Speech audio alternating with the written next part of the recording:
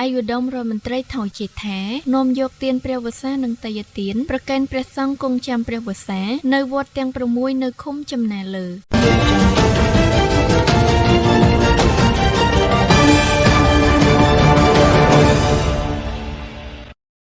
អាយដាមថោឆេថារដ្ឋមន្ត្រីក្រសួងធនធានទឹកនិងឧតុនិយមអនុប្រធានក្រុមការងាររាជរដ្ឋាភិបាលចូលមូលដ្ឋានខេត្តកំពង់ធំនិងជាប្រធានក្រុមការងាររាជរដ្ឋាភិបាលចូលមូលដ្ឋានស្រុកស្ទងនិងលោកជំទាវបាននាំយកទានព្រះវស្សានិងតយទានប្រកេនព្រះសង្ឃគង់ចាំព្រះវស្សានៅវត្តទាំង6នៅក្នុងឃុំចំណាលើស្រុកស្ទងខេត្តកំពង់ធំនាពេលថ្មីនេះក្នុងឱកាសប្រកបដោយសទ្ធាជ្រះថ្លានេះអាយដាមរដ្ឋមន្ត្រីនិងលោកជំទាវព្រមទាំងសមាជិកក្រុមការងាររាជរដ្ឋាភិបាលចូលមូលដ្ឋានឃុំចំណាលើបានបូជាទានធូបកម្រងផ្កានមស្ការសមាទានសិលនិងវេទានព្រះវស្សានិងតយទានគ្រឿងឧបភោគបរិភោគប្រកេនព្រះសង្ឃគង់ចាំព្រះវស្សានៅវត្តមនីសូរិយានិងបានផ្ដល់អំណោយជាថវិកាដល់ចាស់សិលវ័នសិលវតីនិងពុទ្ធបរិស័ទដែលបានចូលរួមសរុប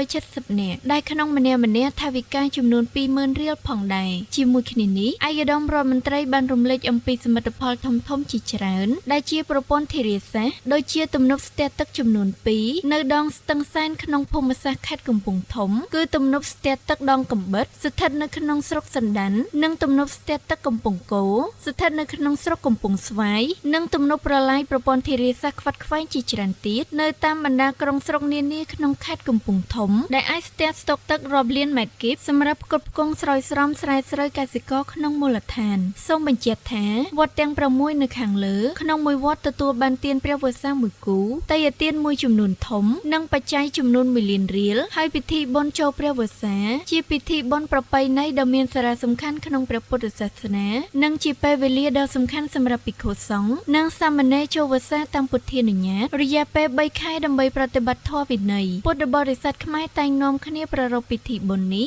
ដោយនាំយកទានព្រះវស្សានិងតយទានចាំបាច់ផ្សេងទៅប្រគេនព្រះសង្ឃតាមលទ្ធភាពនិងសទ្ធាជ្រះថ្លារៀងខ្លួនសម្រាប់ឆ្នាំ2026នេះពិធីបុណ្យចូលព្រះវស្សាគឺចាប់ពីថ្ងៃ1រោចខែទុតិយស័កដល់ថ្ងៃ15កើតខែអាសត់ត្រូវនឹងថ្ងៃទី30ខែកក្កដាដល់ថ្ងៃទី26ខែតុលាឆ្នាំ2026